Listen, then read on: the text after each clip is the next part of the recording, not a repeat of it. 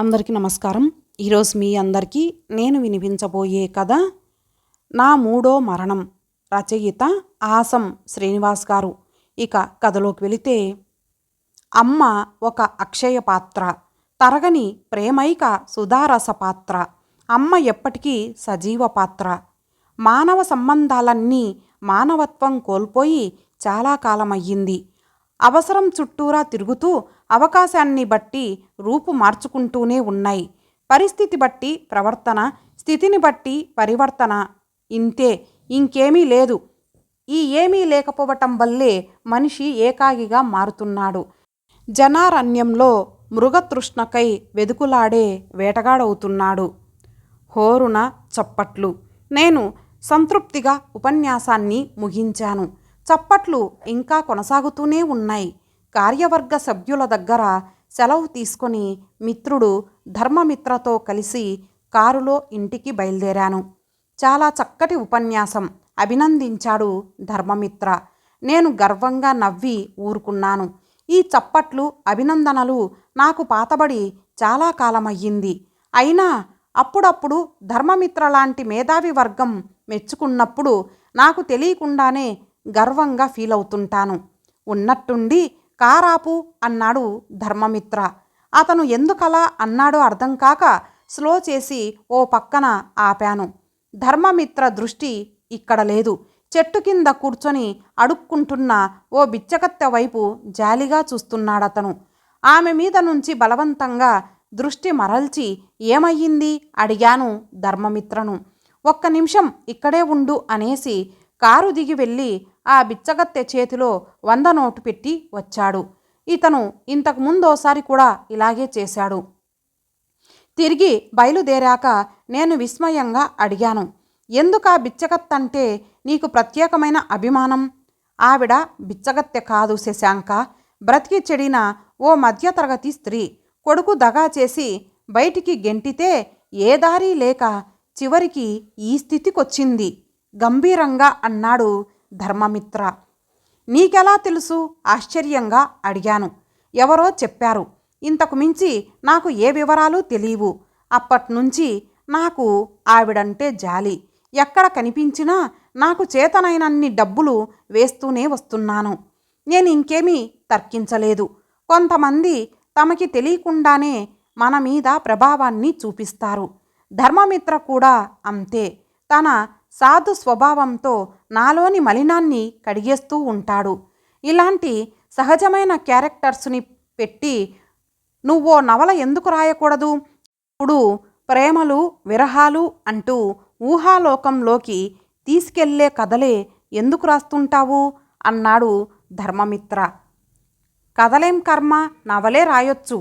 కానీ ఒక్కటి, ఇలాంటి కథలు సాహితీ వేదికల్లో సగర్వంగా చెప్పుకోవడానికి, మేధావుల్లో చర్చగా మారటానికి తప్ప కమర్షియల్గా ఉపయోగపడవు అన్నాను. కథలన్నీ డబ్బు కోసమే రాస్తే రచయిత తన కోసం ఏమీ రాసుకోలేడు. నీకోసం కొంతకాలమైనా పాఠకులు నీ పేరు చెప్పుకోవడం కోసం ఏదైనా రాసుకోవాలి శశాంక. ఇప్పుడు నా పేరుకొచ్చిన భంగమేమిటి? 4 అమ్మాయిలు గుర్తుపట్టి ఆటోగ్రాఫ్లు అడగటమో, 4 పత్రికల్లో ఫోటోలు పడటమో పేరు అనుకుంటే పొరపాటే. సాహిత్యం కోవలోకి వచ్చే రచనలు చేయి. అప్పుడే తర్వాతి తరానికి ఆదర్శంగా నిలబడగలుగుతావు. నేను చిన్నగా నవ్వాను.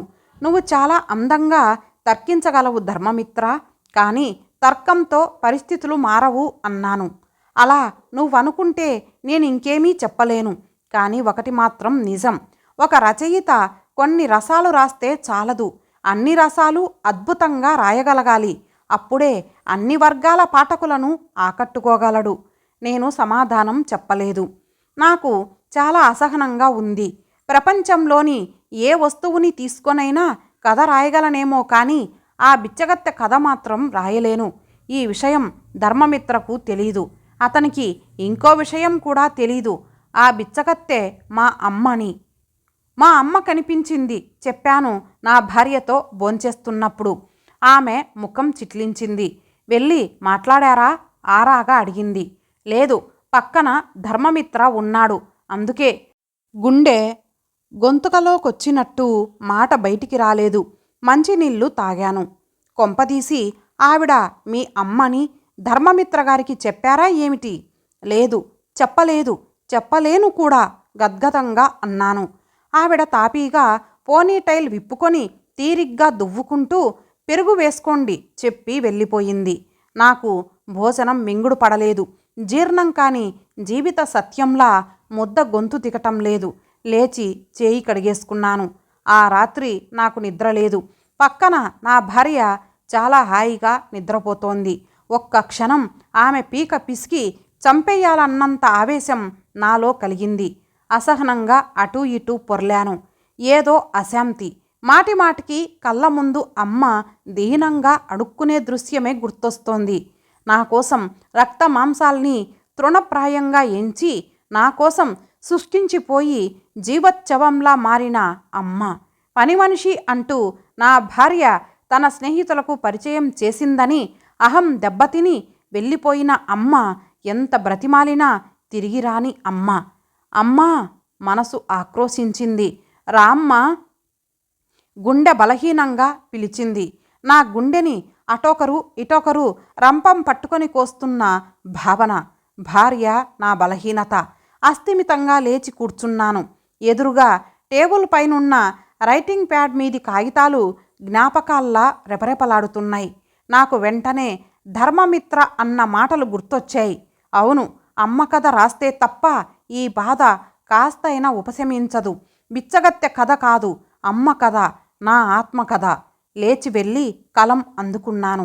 జడివానకు జడిసి జడిసి, కుంభవృష్టిలో తడిసి తడిసి, హోరుగాలిలో విసరి విసరి, ఉప్పెనలో మునిగి మునిగి, జనన మరణాల మధ్య బ్రతికి చచ్చి, విధి చేతిలో విసిగి విసిగి వేసారి కడసారి కన్నీరు కార్చిన గుండె నా కలం కడుపున గర్భం దాల్చినప్పుడు, ఆ ప్రసవ వేదనలో, ఆ మరణ యాతనలో కాగితాలపై శిరాస్రావం, పురుడు పోసుకుంటున్న అక్షరాల సుఖదుఃఖ ప్రసవం వెరసి అమ్మ కథ. 6 నెలల తర్వాత ఆ కథకే కేంద్ర ప్రభుత్వం అవార్డు ప్రకటించింది. విపరీతమైన ఫోన్ కాల్సు, గ్రీటింగులు, టెలిగ్రాములు, ఉత్తరాలు, పత్రికల్లో నా ఇంటర్వ్యూలు, టీవీ వార్తల్లో నా పేరు.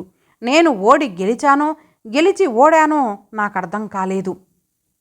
నిశ్చయంగా చెప్పగలను, గెలుపును ఆస్వాదించలేకపోవటం కూడా ఓటమే. నేను ఓటమిని కృషి చేసి సాధించుకున్నానో, కష్టపడకుండానే విజయం నన్ను వరించిందో నాకు తెలీదు. తెలిసిందల్లా నేనాశించిన విజయం ఇది కాదు. నీ విజయం ఆత్మసంతృప్తి. అది లేనప్పుడు మిగిలేది అసంతృప్తి. బ్రహ్మజ్ఞానం పొంది మోక్షం సాధించిన, వైరాగ్యం పొంది బ్రహ్మజ్ఞానానికై తపించిన ఆ తపనలో కనిపించేదే తృప్తిలో పరాకాష్ట. ముముక్షువులకే అది సాధ్యం. నా పరిస్థితి అలా కాదు. నేను ఋషిని కాదు, మామూలు మనిషిని. ఇప్పుడు ఈ పరిస్థితిలో అన్నీ వదులుకొని సన్యసించాలని ఉంది. కానీ అన్నీ వదులుకోవటం కూడా సన్యాసం కాదని అర్థమైంది. మనసునంటుకున్న జ్ఞాపకాలని నేను సన్యసించలేనని అవగతమైంది. నిజమే, నేను మానసికంగా వ్యభిచరించలేను. ఇది ఆత్మలోని అంతరాత్మ వంచన. ఈ వంచనపైనే నేను పునాది లేపుకొని భవంతి నిర్మించుకున్నాను. ఈ వంచనపైనే అందమైన ముసుగు వేసుకొని సామాజిక హోదా పెంచుకున్నాను. ఈ వంచనపైనే నన్ను నేను పోగొట్టుకున్నాను. ఆత్మ వంచన వేరు, ఆత్మహత్య వేరు అనుకుంటారంతా. కానీ రెంటికీ తేడా లేదు. ఆత్మని చంపుకున్నప్పుడే మొదటి మరణం. నా మరణంతో ప్రమేయం లేకుండా ప్రభుత్వం నాకు అవార్డు ప్రదానం చేసింది. అది అందుకోవటానికి నేను వేదికనెక్కాను. మనిషిగా మరణించాను అని తెలియని పిచ్చి ప్రభుత్వం రచయితగా నన్ను బ్రతికించింది. బ్రతికి చచ్చిన జీవోత్సవానికి మరింత హోదా పెంచింది. ఆ తర్వాత ఓ సాంస్కృతిక సంస్థ నాకు సన్మానం చేయడానికి ముందుకొచ్చింది. నా ప్రమేయం ఏమీ లేదు. అంతా నా భార్య ధర్మమిత్ర కలిసి ఏర్పాట్లు చూసుకున్నారు. నేను గొర్రెలా తల ఒగ్గాను. కారులో ఆడిటోరియంకు బయలుదేరాను. గేటు దగ్గరే ఈ గొర్రె మెడ మీద వేటు పడింది. అమ్మ ఆడిటోరియం బయట అడుక్కుంటోంది. మా ఆవిడ మా అమ్మని చూసినా చూడనట్టు తల తిప్పుకుంది. నేను చూసినా చచ్చిన వాడికి మళ్ళే తలదించుకున్నాను. ఇవేమీ తెలియని ధర్మమిత్ర కారు దిగి వెళ్ళి అమ్మకు భిక్షమేసి వచ్చాడు. స్తబ్దమైన మనసుతో, నిశ్శబ్దమైన ఆలోచనలతో నిర్వీర్యంగా వేదికనెక్కాను. ఎవరో నా మెడలో పూలదండ వేస్తున్నారు. అతిథిగా వచ్చిన ఎవరో శాలువా కప్పుతున్నారు. మైకు ముందు నిలబడ్డ సాంస్కృతిక శాఖ మాత్యుడు నా గురించి అంతా తెలిసినట్టే ఉపన్యాసం దంచుతున్నాడు. సభలో నేను జడ పదార్థంలా కూర్చున్నాను. ప్రేక్షకుల మధ్య మా ఆవిడ జీవ పదార్థంలా కూర్చుంది. మొదటి వరుసలో ధర్మమిత్ర చైతన్య పదార్థంలా కూర్చున్నాడు. బయట అమ్మ బిచ్చగత్తెలా అడుక్కుంటోంది. చాలా చిత్రమైన స్థితి ఇది. బయట అడుక్కునే అమ్మ కథ రాసి లోపల కొడుకు సన్మానింపబడే వ్యధ, మెలోడ్రామా సొద. అందరి కళ్ళల్లో నా పట్ల ప్రశంస మెదులుతోంటే నా కళ్ళల్లో నా పట్ల అసహ్యం పెరుగుతోంది. మైకు ముందు ఎవరు పొగుడుతున్నా తిడుతున్నట్లుగానే అనిపిస్తోంది. తిట్టేవాళ్ళుంటే, విమర్శించి కత్తులతో కోసేవాళ్ళుంటే బావుండుననిపిస్తోంది. చచ్చిపోయిన అంతరాత్మ దెయ్యమై తిరిగి వచ్చి నన్ను పీడిస్తోంది. నిజం, ఈ దెయ్యం వదలదు. నేను కూడా దెయ్యమయ్యేదాకా. సరిగ్గా ఆ సంఘటనే నన్ను బరస్ట్ అయ్యేలా చేసింది. ఈ విషయాన్ని ధర్మమిత్రకు చెప్పకుండా ఉండలేని స్థితికి తెచ్చింది. కన్నీళ్లు పెట్టుకుంటూ నేను చెప్పిన విషయం విని ధర్మమిత్ర చాలాసేపు మాట్లాడలేదు. నాకు తెలుసు అతను దిగ్భ్రాంతికి లోనవుతాడని. నిజమే, కుళ్ళిపోయిన గుండె చుట్టూ జాస్మిన్ స్ప్రే కొట్టి మల్లెపూల పరిమళం అంటూ మభ్యపెట్టిన నేను నాలోని నేనేమిటో చెప్పినప్పుడు ఎవరైనా అదే స్థితికి వెళ్ళిపోతారు. చాలాసేపటికి గాని ధర్మమిత్ర తేరుకోలేదు. తేరుకున్నాక 4 మాటలు క్లుప్తంగా మాట్లాడి సెలవు తీసుకున్నాడు. చూడు, ఇప్పుడు నీకు మిగిలినవి 2 మార్గాలు. ఒకటి, తక్షణమే వెళ్ళి మీ అమ్మను తీసుకురావటం. రెండోది, అలా వీలు కాని పక్షంలో నువ్వు ఉర్రేసుకొని చావటం. నేను రెండోదే చేశాను. ఎందుకంటే తిరిగి రమ్మన్న నా అభ్యర్థనని మా అమ్మ సున్నితంగా తిరస్కరించింది కాబట్టి. ధర్మమిత్ర ఏదో అంటాడని కూడా కాదు. ఎక్కడున్నా నువ్వు చల్లగా ఉంటే చాలు నాయనా అని ఆర్ద్రంగా అమ్మ అన్నందుకు. అందుకే నేను ఉరేసుకున్నాను. రెండోసారి భౌతికంగా మరణించాను. నా శవాన్ని హాల్లో ఐసు మీద ఉంచారు. నా తల పక్కన అగరొత్తుల పరిమళాన్ని ఆస్వాదిస్తూ మా ఆవిడ నిర్వికారంగా కూర్చుంది. ధర్మమిత్ర గోడకు తలబాదుకుంటూ ఏడుస్తున్నాడు. బంధువులు, మిత్రులు, సాహితీ సహచరులు, అభిమానులు అంతా నన్ను చూసి దూరంగా వెళ్ళిపోతున్నారు. నిర్జీవమైన శరీరం మీద నేను అస్థిమితంగా అటూ ఇటూ కదులుతున్నాను. చిత్రంగా నాకేవో మాటలు అంతర్వాణిలా వినిపిస్తున్నాయి. అవేమిటో, ఎటువైపు నుంచి వస్తున్నాయో నాకు అర్థం కాలేదు. మా ఆవిడ వైపు చూశాను. ఆశ్చర్యం, ఆ మాటలు ఆమె మనసులో నుంచి వస్తున్నాయి. స్పష్టంగా వినటం కోసం పొగలా వెళ్ళి ఆమెని చుట్టుముట్టాను. క్రమక్రమంగా నా భార్య మనసులోని ఆలోచనలు నాకు మాటల రూపంలో వినిపిస్తున్నాయి. దరిద్రుడు పోతే పోయాడు. ఎప్పుడూ ఆ పని మనిషి లాంటి ముసిల్దాన్ని పట్టుకొని అమ్మా అమ్మా అంటూ కలవరించి చస్తాడు. పీడా వదిలింది. ఇంతకీ బ్యాంకు బ్యాలెన్సు, ఇన్సూరెన్సు అన్నీ కలిపితే 50 లక్షలు ఉంటుందో లేదో. ఉంటుందిలే, బాగానే సంపాదించి చచ్చాడుగా. అన్నీ బాగానే ఉన్నాయి కానీ నా వయసు అంతా వృధా అయిపోతుంది. అదే బాధ. అన్నట్టు ధర్మమిత్ర బాగానే ఉంటాడు. పెళ్ళాన్ని పోగొట్టుకొని ఒంటరిగా ఉన్నాడు. మెల్లగా రంగంలోకి దింపి పెళ్లి ప్రసక్తి తెస్తే ఎలా ఉంటుంది? నిజమే, ఇద్దరం సెకండ్ హ్యాండ్ గాళ్ళమే కాబట్టి ఒప్పుకుంటాడు. కానీ దానికోసం వీడి దినవారాలు అయ్యేదాకా ఆగాలి. సరే, ఏం చేస్తాం? లోకం కోసమైనా ఏడవాలి కదా. ఆమె మనసులో మాటలు ఆగిపోయాయి. నోట్లోంచి మాటలు వెలువడ్డాయి. ఏమండి? మా ఆవిడ బోరున ఏడవటం మొదలుపెట్టింది. ఆడవాళ్ళంతా ఓదార్చటం మొదలుపెట్టారు. మా ఆవిడ తల బాదుకుంటోంది. బంధువులు ఆవిడకి వచ్చిన కష్టాన్ని గురించి బాధగా చర్చించుకుంటున్నారు. నేను వేదాంతిలా నవ్వుకున్నాను. నా కోసం మా అమ్మ సుఖాల్ని వదులుకుంటే నేను ఈ భార్య కోసం అమ్మను వదులుకున్నాను. ఇప్పుడు అమ్మ కోసం నా ప్రాణాలు వదులుకున్నా అమ్మ రాలేదు, నా భార్య మారలేదు. ఇంతలో ధర్మమిత్ర తేరుకొని ఎవరితోనో అంటున్నాడు. నే వెళ్ళి శశాంక తల్లిని తీసుకొస్తాను. నా గుండె లయ తప్పింది. కనీసం ఇప్పుడైనా అమ్మ తిరిగొస్తుందేమో. అమ్మ తిరిగొచ్చిందో లేదో నాకు తెలిసేలోపే యమభటులు వచ్చారు. నన్ను చెరో ప్రక్కన పట్టుకొని పైకి తీసుకెళ్ళసాగారు. నాకింకా అక్కడి నుంచి కదలాలని లేదు. కానీ వీళ్ళు నా మాట వినటం లేదు. కనీసం చివరిసారి అమ్మను చూసొస్తానన్నా వినలేదు. చేసేదేమీ లేక ప్రతిఘటించటం మానుకున్నాను. అశాంతిగా వాళ్ళని అనుసరిస్తున్నాను. శూన్యంలో మేఘాల్లో వాళ్ళెంత దూరం తీసుకెళ్లారో నాకు తెలీదు. ఏదో లోకం కనిపించింది. దూరంగా నది వైతరణి కాబోలు. ఆ ఒడ్డును చేరుతుండగా జరిగిందది. ఓ బ్రహ్మాండమైన తేజస్సు ప్రజ్వలిస్తూ కనిపించింది. క్రమక్రమంగా ఆ తేజస్సు సన్నగిల్లి ఓ పుష్పక విమానం దర్శనమిచ్చింది.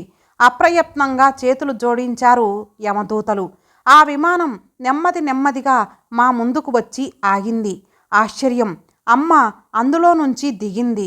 వెంట ఇద్దరు దేవదూతలు. ఇదేమిటి? అమ్మెలా మరణించింది?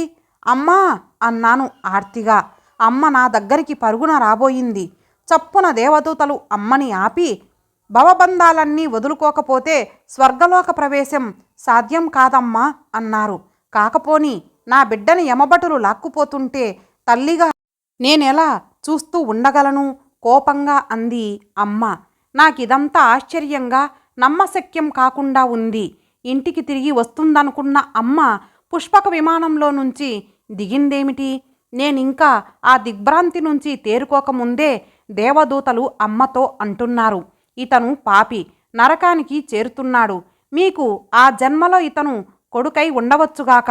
ఇప్పుడు అతన్ని తాకితే మీరు నరకానికే పోతారు. నేను తేరుకున్నాను. నిజమే, నాలాంటి వాడిని క్షమించిన ఏ తల్లైనా నరకానికే పోతుంది. ఇప్పుడైనా ఇక్కడైనా నేను అమ్మని సుఖంగా ఉండనివ్వకపోతే నా జన్మకి అర్థమే ఉండదు. అందుకే అమ్మకు అందకుండా దూరం జరిగి, వద్దమ్మా, రావద్దు, నన్ను తాకి నువ్వు పాపాత్మురాలిగా మారటం నాకిష్టం లేదు. నాకిప్పుడు చాలా సంతృప్తిగా ఉందమ్మా. ఆ జన్మలో నిన్నెలాగూ సుఖంగా ఉండనివ్వలేకపోయాను. ఇక్కడైనా నువ్వు సర్వ సౌఖ్యాలతో ఉంటే నాకంతే చాలు. నాకు మాత్రం నేను కోరుకున్న శిక్షే పడింది.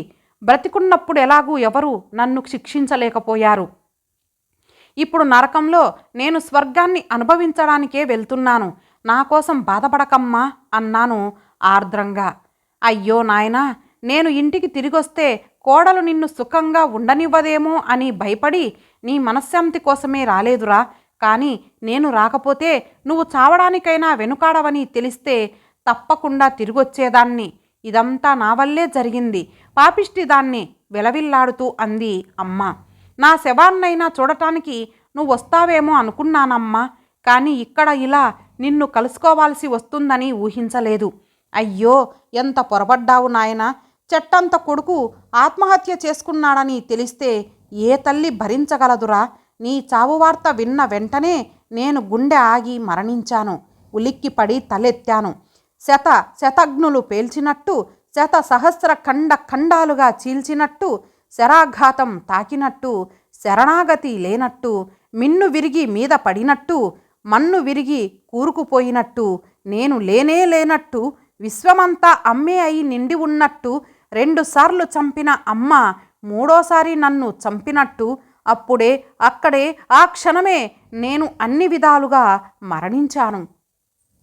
ఇంతటితో ఈ కథ సమాప్తం. మరలా మరొక మంచి కథతో కలుద్దాం. అంతవరకు సెలవు. నమస్తే.